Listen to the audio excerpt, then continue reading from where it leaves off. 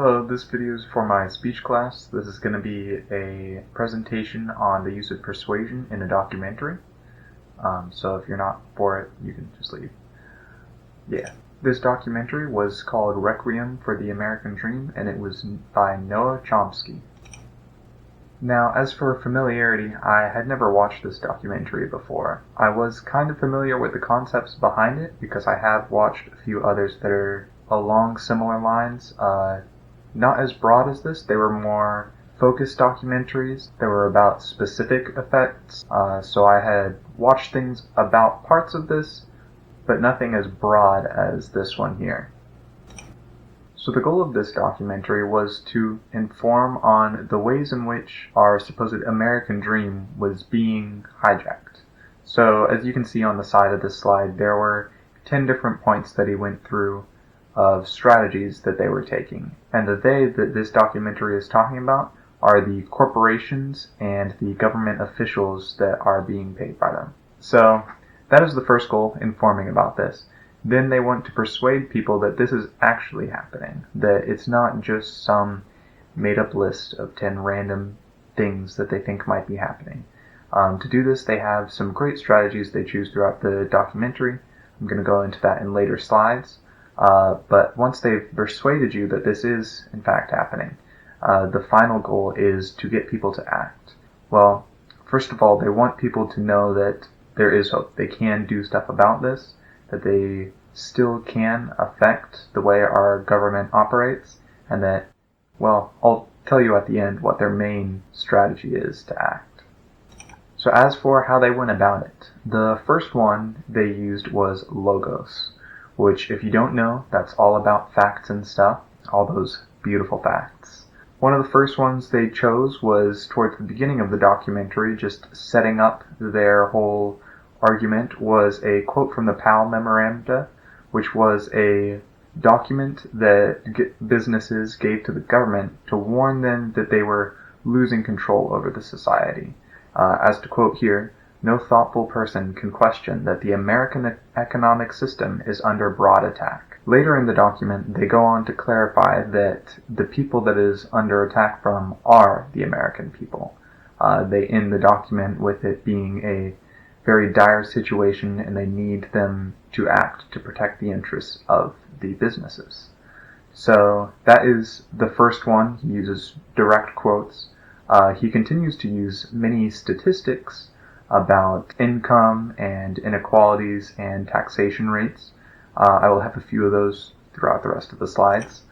But then he goes on to ethos, which, if you don't know, this is about reputation. So he's trying to build the reputation of this argument so that you can, in fact, believe it and not assume that his facts are a lie. So he goes on to use quotes from very reputable sources. The first one is from James Madison, who has a pretty good perspective on how our government works. He said that a major concern of democracy is in protecting the minority of the opulent against the majority.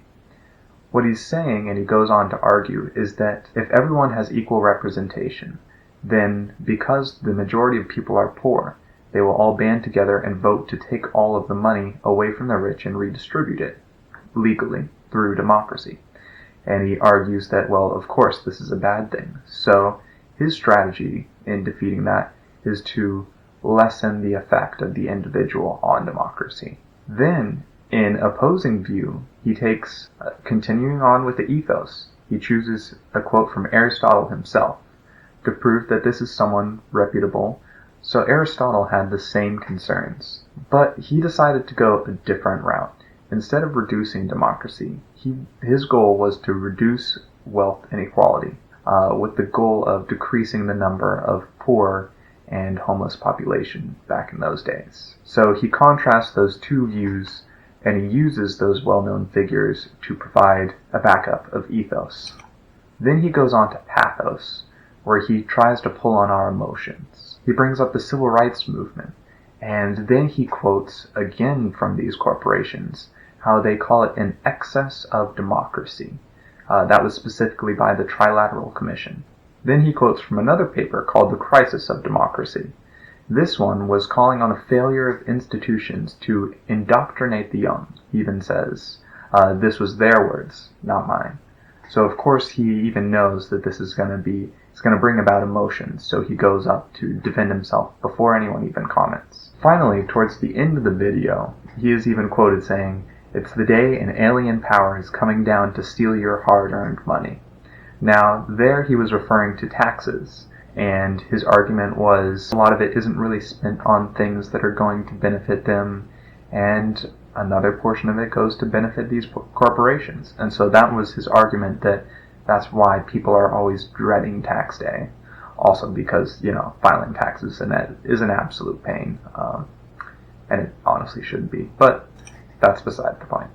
So that is how he used pathos in this documentary. Now, the most striking statistic, although there were many, was the one around the middle. By 2007, financial institutions had 40% of corporate profits. What he's talking about are the ones that are investing in stocks and moving the money around. This is specifically the kinds of institution he's talking about.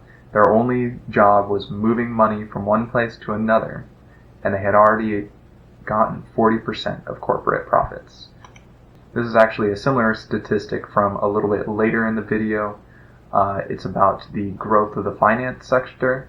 The next thing is biases and representation. The main one I could assume would be confirmation bias. That one is hard to disprove unless you do your own research. So he had a lot of research, a lot of logos, a decent bit of ethos as well, that had plenty of facts backing it up, but he always could have cherry-picked those facts. He always could be ignoring certain years. Like this one is 2010.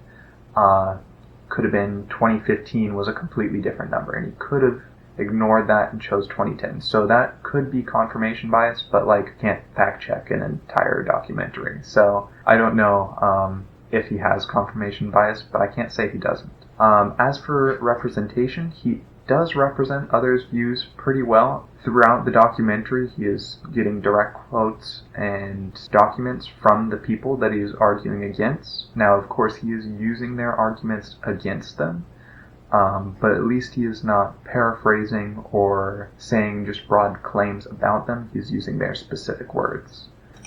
So who is the audience, and what do we have to do? Well, we're the audience. That is all the working class, lower and middle, and even some of the upper class. And his whole goal with this is for people to unite and try and inform each other.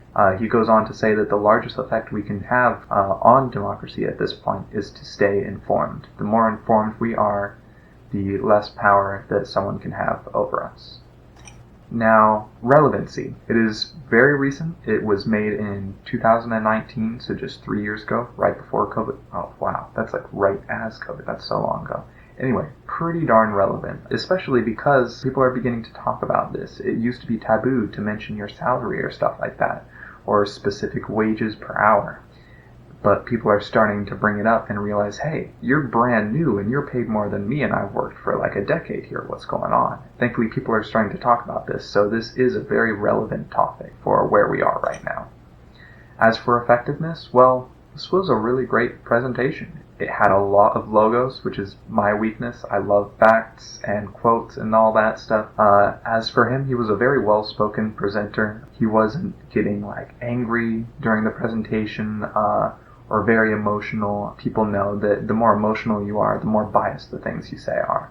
So this guy was calm, and he was also well-spoken, an overall good presenter. And that is the end of my review of his documentary. I hope you learned something. You should try watching the documentary. I know it's an hour and 12 minutes, but you can do double speed on YouTube playback, and so then it's only a half hour, so it's kind of neat too. You can skip around if you want, but it's got a lot of good stuff in it.